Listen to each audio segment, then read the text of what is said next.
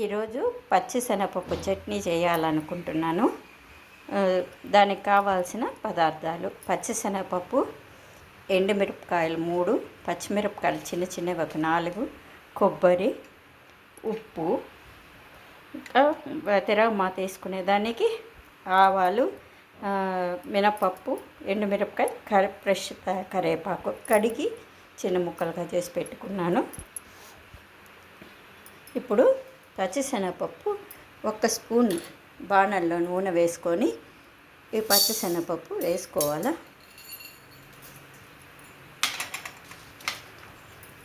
ఎండుమిరపకాయలు కూడా వేసుకోవచ్చు.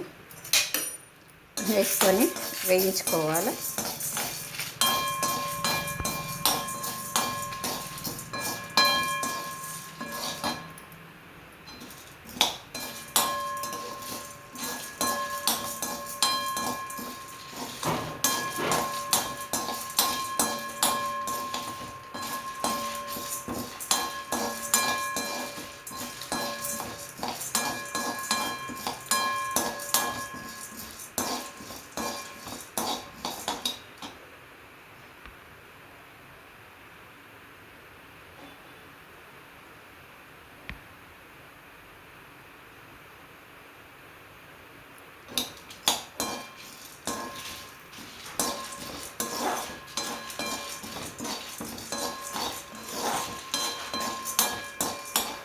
దీంట్లోనే పచ్చిమిరపకాయలు కూడా వేసి వేయించుకోవచ్చు.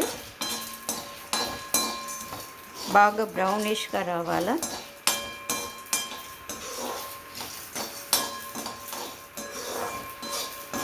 ఇప్పుడు నాకు మధ్యలో టైం అవుతుంది, నాకు ఎడిట్ చేసే తెలీదు. ఇంకా నేర్చుకొని కొంచెం టైంని తగ్గించుకోవడానికి ఎడిట్ చేసి తీస్తాను వీడియో.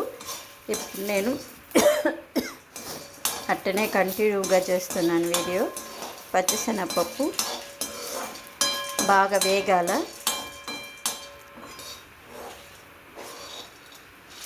పచ్చిశనగపప్పు వేగితే అంతే చాలు. ఇది నిమిషంలో చేసుకోవచ్చు.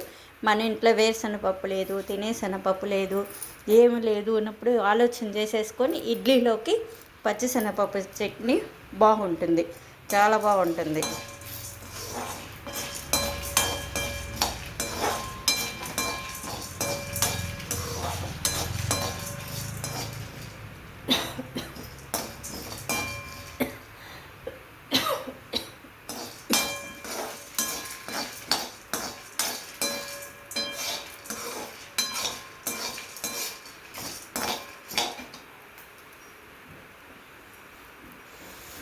శనగపప్పు వేగిపోయింది.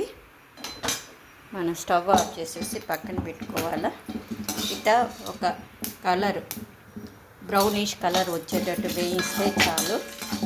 కొంచెం మిక్సీలో వేసేదానికి ఒక 2 నిమిషాలు చల్లారాల.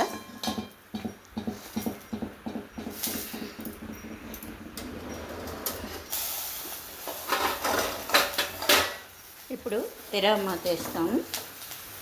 బాణాలు పెట్టుకొని, చిన్న తిరగమాత బాణాలు పెట్టుకొని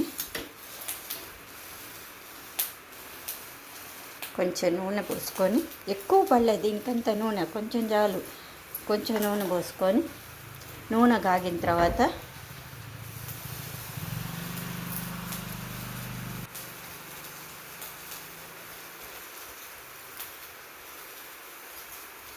ఆ పచ్చిశనగపప్పు చల్లారే లోపల ఇది మనం తిరగమాత వేసి పెట్టుకున్నాం.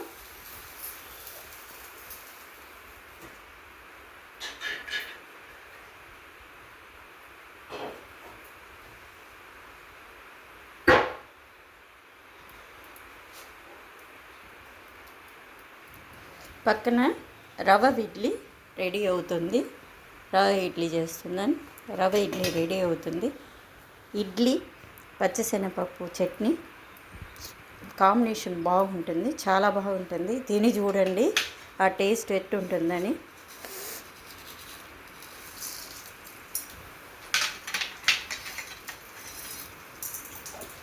చేసుకొని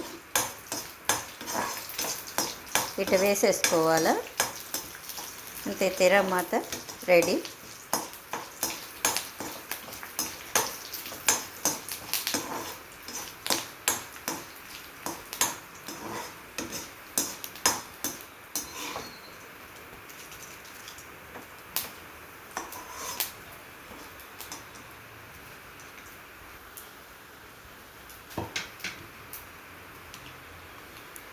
తిరామాత రెడీ అయిపోయింది. ఇప్పుడు మనం ఒక మిక్సీ జార్లో కొబ్బరి,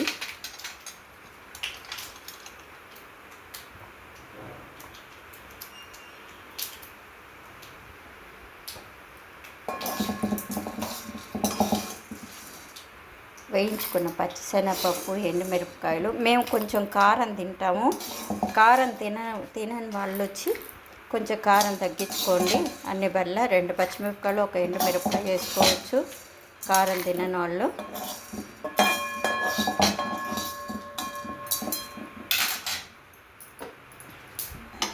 మాకు కొంచెం కారం కావాలా.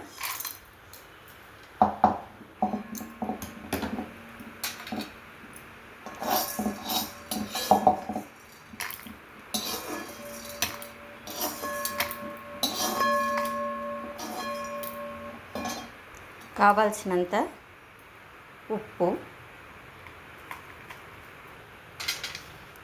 దానికి మీరు ఎంత క్వాంటిటీ చేసుకుంటారో అంత క్వాంటిటీ ఉప్పు.